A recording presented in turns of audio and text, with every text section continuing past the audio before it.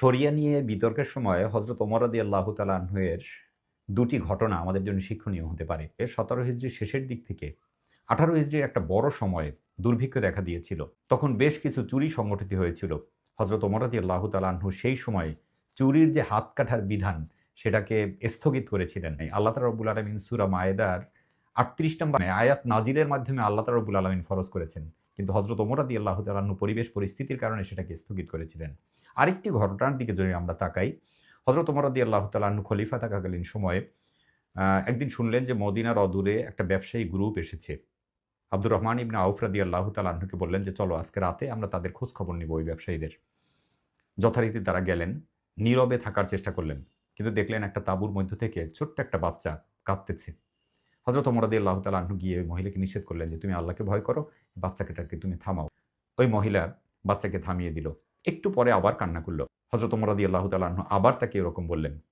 এভাবে ৩-৪ বার হওয়ার পরে হযরত ওমর রাদিয়াল্লাহু তাআলা আনহু একটু বিরক্ত হয়ে মহিলার প্রতি কথা বললেন। ওই মহিলা তাকে জবাব দিয়েছিল, "হে আল্লাহর বান্দা, তুমি তোমার কাজে যাও। আমি চেষ্টা করছি এই বাচ্চাকে দুধ ছাড়ানোর জন্যে, যাতে আমিরুল মুমিনিন ওমর রাদিয়াল্লাহু তাআলা আনহুর কাছ থেকে আমরা আ এই বাচ্চার জন্য ভাতা নির্ধারণ করতে পারি।" তার আগে হযরত ওমর রাদিয়াল্লাহু তাআলা আনহু নিয়ম করেছিলেন যে, যেই সব বাচ্চারা দুধ ছাড়বে তাদের জন্যে ভাতা নির্ধারণ করা হবে। আব্দুর রহমান ইবনে আউফ রাদিয়াল্লাহু তাআলা আনহু বলছেন, পরের দিন ফজরের সময় হযরত ওমর রাদিয়াল্লাহু তাআলা আনহু অঝরে কেঁদেছিলেন। সালাম ফিরানোর পরে হযরত ওমর রাদিয়াল্লাহু তাআলা আনহু নিজেকে সম্বোধন করে বলেছিলেন, "ওমর, তুমি যেন কত মুসলিম শিশুকে মৃত্যুর মুখে ঠেলে দিয়েছ।"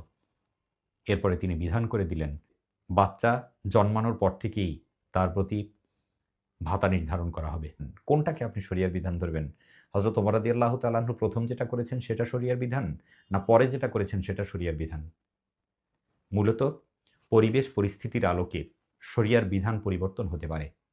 পরিবেশ সৃষ্টি না করে আপনি শরিয়ার বিধান প্রয়োগ করতে পারবেন না।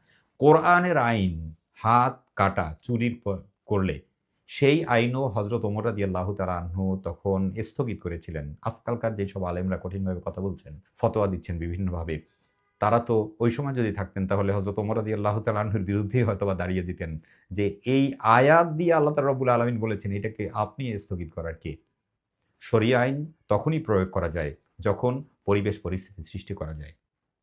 আজকে বাংলাদেশের প্রেক্ষাপটে আপনি শরিয়া আইন করছেন। শরিয়া আইনের প্রেক্ষাপট তৈরি না করে, পরিস্থিতির সৃষ্টি না করে আপনি শরিয়া আইন বাস্তবায়ন করতে পারবেন না। আল্লাহ রাব্বুল আলামিন আমাদেরকে সবাইকে কোরআন এবং হাদিসের আলোকে সাহাবায়ে কেরাম রাদিয়াল্লাহু তাআলা আনহুদের জীবন থেকে শরিয়া বোঝার, দ্বীন বোঝার তৌফিক দান করুন। আমিন। আসসালামু আলাইকুম ওয়া রাহমাতুল্লাহি ওয়া বারাকাতুহু।